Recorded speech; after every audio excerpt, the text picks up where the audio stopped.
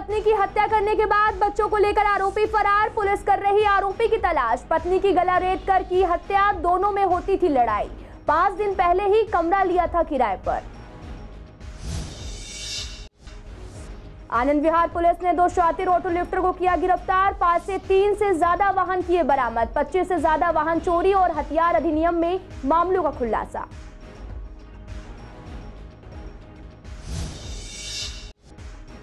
Seemapuri police ने 2 शातिर आरोपियों को किया गिरफ्तार। 5 से 1 एप्पल का आईफोन किया बरामद।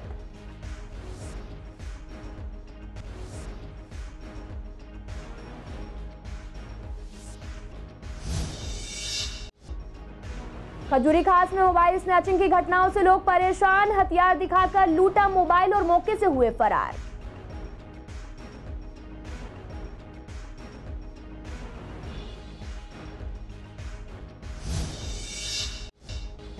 पूर्वी दिल्ली में कार की छत पर बर्थडे मनाने वाला यूट्यूबर अरेस्ट, वायरल वीडियो पर दिल्ली पुलिस का एक्शन।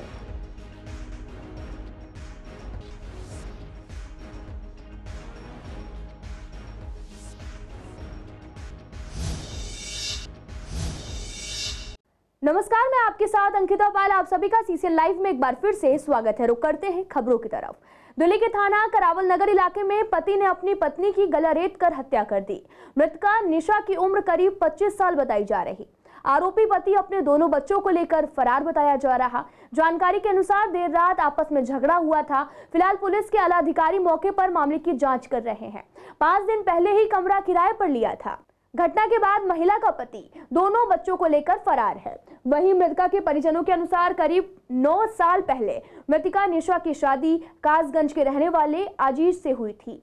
वहीं मृतका के परिजनों के अनुसार मृतका के 2 बच्चे हैं और आरोपी शादी के बाद से ही मृतका निशा को परेशान करता था, मारपीट भी करता था। अभी 5 दिन पहले ये परिवार यहाँ शिफ्ट हुआ है। हस्बैंड वाइफ 2 बच्चे हैं, 9 साल हुए शादी को। निशा है, हस्बैंड का नाम अजीज़ है। निशा 25 साल 26 साल कुछ एज होगी। हस्बैंड इसका 32 साल का है। 2 बच्चे हैं। हस्बैंड और दोनों बच्चे घर से मिसिंग हैं। गले पे चोट का निशान है, लगता है जैसे रात में इंसिडेंट हुआ है। अब वो मोटिव तो कुछ भी रहा होगा, थोड़ा बहुत बताते हैं कि हस्बैंड वाइफ के बीच में अनबन थी। अभी तफ्तीश करते हैं थोड़ा सा। सबसे पहले मेरा प्रायोरिटी है हस्बैंड को ढूंढना। पूर्वी दिल्ली की आनंद विहार पुलिस को एक बड़ी कामयाबी मिली है। आपको बता दें कि पुलिस ने दोनों व्यक्तियों को गिरफ्तार कर लिया है। आनंद विहार पुलिस ने चोरी के 3 वाहनों को भी बरामद किया है।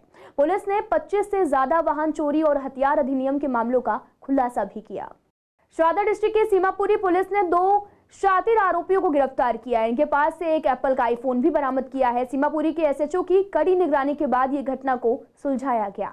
यह मामला क्रैक टीम ने सुलझाया है। पुलिस ने 1 दर्जन से ज्यादा सीसीटीवी फुटेज भी देखी। देखने के बाद आरोपी का चेहरा सामने निकल कर आया, जहां पर आरोपी फिर से सीमापुरी इलाके में फोन चोरी की जो वारदात को अंजाम देने जा रहा था। तभी क्रैक टीम ने जाल बिछाकर उनको गिरफ्तार कर लिया।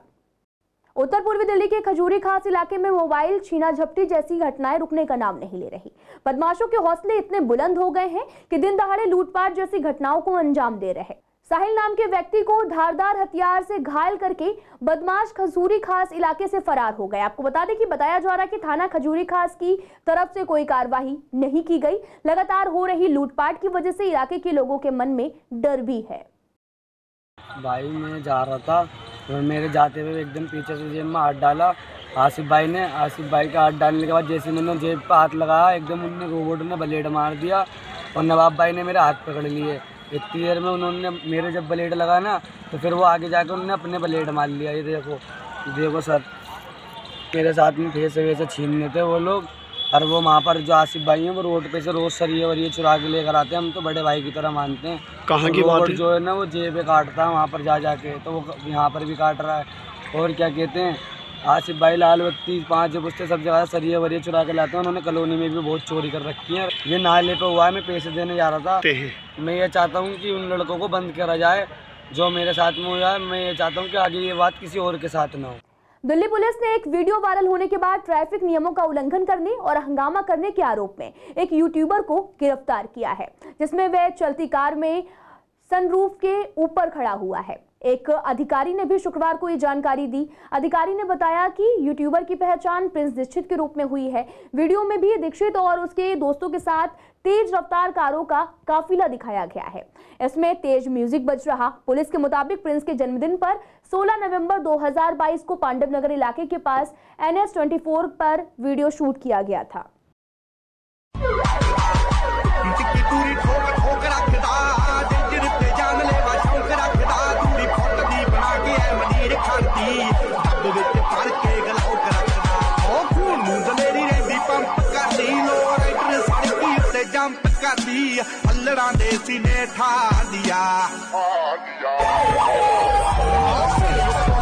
सोशल मीडिया पे कल एक वीडियो वायरल हो रहा था जिसमें कुछ लोग रैशली ड्राइव करते हुए और ख़तरनाक तरीके से गाड़ियों की सवारी करते हुए दिख रहे थे।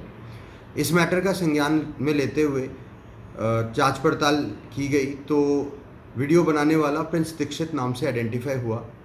केस रजिस्टर किया गया है उचित धाराओं के तहत और उससे पूछताछ की जा रही है कि और कौन लोग और कौन सी गाड़ियां इन्वॉल्व है। मैटर को फर्दर इन्वेस्टिगेट करके स्ट्रिक्ट लीगल एक्शन लिया। एमसीडी में स्टैंडिंग कमेटी का चुनाव नहीं हुआ। 31 मार्च के बाद मेयर का दोबारा से चुनाव होगा।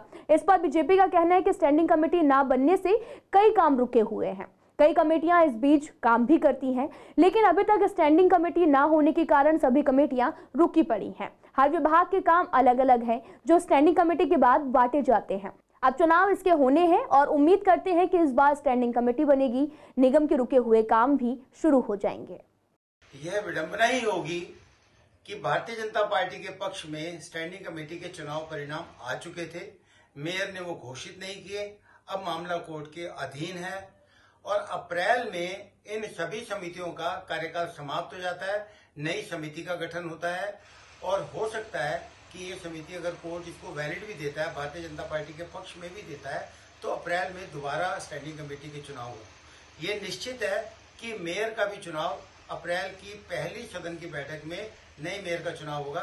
वर्तमान मेयर जो चुनी गई हैं, जो कि विवादित भी हैं, जिन्होंने स्टैंडिंग कमेटी के परिणाम को बायस्ड होकर रोका भी है, इनका कार्यकाल अप्रैल के पहले सत्र में ही समाप्त हो जाएगा और अप्रैल के सत्र में नया मेयर चुना जाएगा।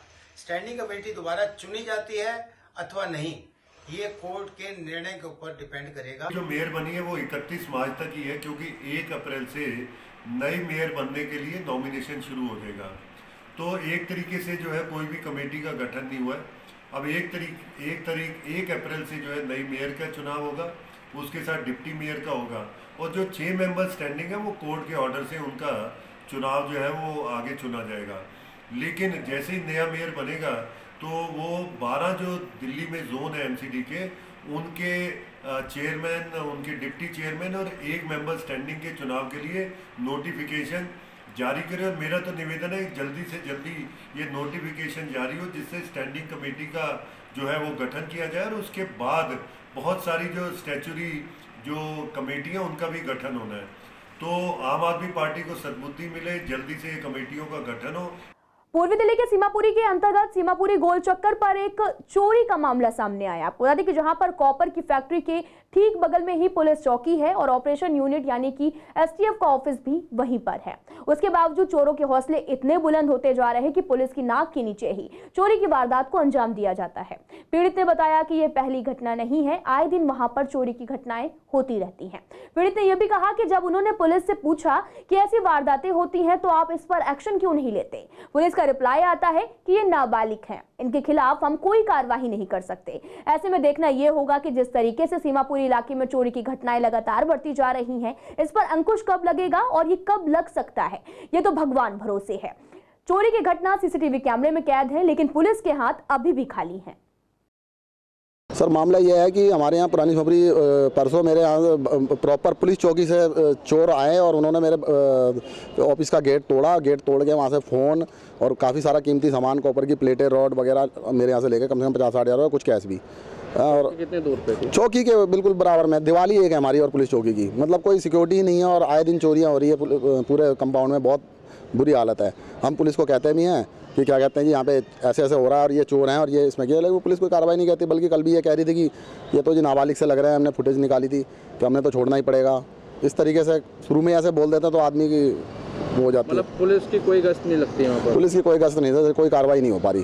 चौकी पे ही चोरी हुई है, चोर चौकी के ऊपर से ही आए हैं चोरी करने। सीसीटीवी में फुटेज आई है और मैंने कैद करके और मैंने यहाँ पे उनको आईओ साहब को भी दी है, पर उन्होंने ये कहा था कि ठीक है जी हम देख रहे हैं। अभी तक तो हमें कुछ रिपोर्ट नहीं आई है, FIR हो चुकी है। कुत्तों के आतंक से सभी लोग काफी परेशान हैं। ऐसे में आए दिन कुत्तों के काटने के मामले भी सामने आते रहते हैं, खासकर पूर्वी दिल्ली के ऐसे इलाके जहां पर बहुत ज्यादा कंजेस्टेड एरिया है।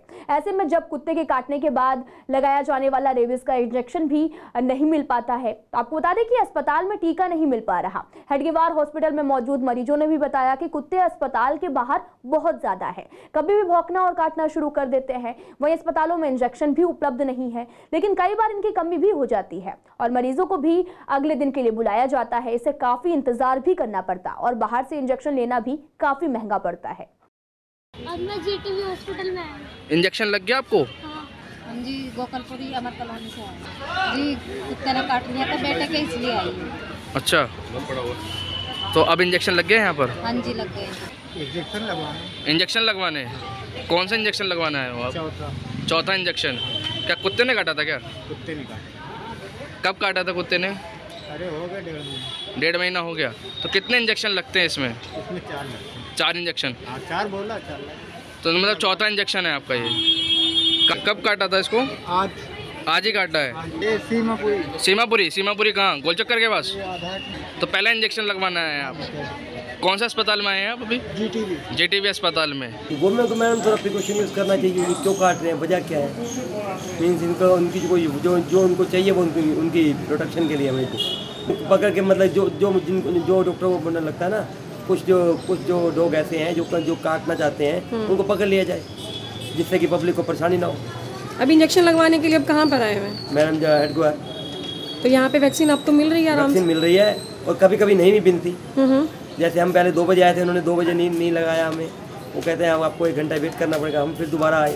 स्ट्रीट डॉग होते हैं, ज़्यादातर प्रॉब्लम स्ट्रीट डॉग के साथ हो रही है। जैसे हम कुत्ते को, क्या कहने का मतलब, डॉग को हम छेड़ रहे हैं, जब काटे वो बिना छेड़े ही अपना, जैसे हम चल रहे हैं रास्ते में, वो पीछे से आके काट लेते हैं। तो उसी तरीके से मेरे को रात को, जैसे फ़ोन पे कॉल पे था मैं, तो नेटवर्क इशू था, मैं घर से बाहर निकला तो शायद 1-2 गली छोड़ के मैं था और कॉल पे बात कर रहा था और इतने में से वो पीछे से आया और मैं काट लिया। मैं इंजेक्शन के लिए पहले अपना सिविल लाइन सादरा गया था। सिविल लाइन सादरा में वहाँ पे मेरे को टेटनस का इंजेक्शन दिया और जो उनका फर्स्ट डोज होता है वो दिया और उन्होंने बोला जहाँ कुत्ते ने काटा है, जो जख्म है, वहाँ पे आप जाके इंजेक्शन लगवाएं। तो उसके बाद मैं हेडगेवार आया, यहाँ पे पर्चा बनवाया है और अब इन्होंने टेस्ट के लिए एक इंजेक्शन लगा दिया। बोल रहे ये हैवी डोज होता है, अभी पहले ये इंजेक्शन दे दिया इसको। सीबीएसई बोर्ड्स के एग्जाम चल रहे हैं। कक्षा 12 के इकोनॉमिक्स का पेपर आज था। आपको बता दें कि पेपर सुबह 10:30 बजे शुरू हुआ और दोपहर 1:30 बजे तक खत्म हो गया। वहीं 10वीं के बच्चों का भी हिंदी का पेपर था। दोनों का यही कहना है कि पेपर काफी आसान था। कुछ इससे जो थे वो लेंथी भी थे, लेकिन पेपर अच्छा हुआ। मार्क्स भी काफी अच्छे आएंगे और लेकिन जिस तरीके से पेपर ईजी आ रहे हैं, कहीं ना कहीं नेगेटिव मार्किंग का भी डर सता रहा। इजी था, मतलब बहुत ज़्यादा इजी था, और लेकिन लिखने वाला थोड़ा सा ज़्यादा था। पैराग्राफ तो मतलब इजी था, सब कुछ इतना टफ नहीं था। हाँ जी, एनसीईआरटी के रेफरेंस में से था। अगर किसी ने एनसीईआरटी अच्छे से पढ़ी है तो वो कर सकते। नहीं, ऐसा कुछ नहीं था, हो सकता है, आराम से आ सकते अच्छे में। हिंदी का 10th मॉडरेट था। हाँ, पूरा पेपर करा था, मतलब अच्छा पेपर था, बस थोड़ा लेंदी था। नहीं, हिंदी तो सबसे ज़्यादा मुश्किल है, उसमें तो मार्क्स कटते ही हैं। पेपर तो बहुत इजी था, कोई टफ था नहीं। वैसे इतना अच्छा पेपर आया था आज का और पेपरों से तो बाकी के पेपर से कंपैरिजन किया जाए तो आज का पेपर बहुत ही इजी था। मेरा बहुत अच्छा हुआ है और मुझे लगता है कि औरों का भी बहुत अच्छा हुआ होगा। तो वहीं रानी गार्डन के लोग काफी समय से पानी के पीने की समस्या से जूझ रहे हैं। इलाके में पानी का न आने से लोग काफी परेशान हैं। ऐसे में नई पाइपलाइन डालने का काम शुरू किया गया, जिससे लोगों को काफी राहत मिली है। इलाके के लोग चाहते हैं कि ये काम जल्द से जल्द खत्म हो जाए। गली ਦੇ ਵਿੱਚ ਲਾਈਨ ਪੈ ਰਹੀ ਪਾਣੀ ਦੀ, ਬੱਗਾ ਜੀ ਦੀ ਮਿਹਰਬਾਨੀ ਦੇ ਨਾਲ ਇਹਨਾਂ ਵਧੀਆ ਕੰਮ ਹੋ ਰਿਹਾ। ਸਾਨੂੰ ਬੜੀ ਖੁਸ਼ੀ ਹੋਈ ਸੀ। ਪਾਣੀ ਦੀ ਕਿੰਨੀ ਕੁ ਦਿੱਕਤ ਸੀ? बहुत ज़्यादा दिक्कत थी, पानी बड़ा गंदा आता सीगा। हम देखो साफ आएगा पानी। अभी हम रानी गार्डन गली नंबर 4 हम मेडिकल पार्क के पास खड़े हैं। यहाँ से पानी की बहुत ज़्यादा कंप्लेंट आती थी, गंदा पानी आता था। अब यहाँ पे पूरी 3-4 गलियों में और पूरी मेन जो गली जा रही है, इससे पानी की नई लाइन डलने जा रही है, जिसका काम ऑलरेडी शुरू हो चुका है और जो पानी की समस्याएं थी वो यहाँ से बहुत अब नहीं आएंगी। फिलहाल इस बुलेटिन में इतना ही। तमाम खबरों के लिए आप देखते रहिए CCN लाइव।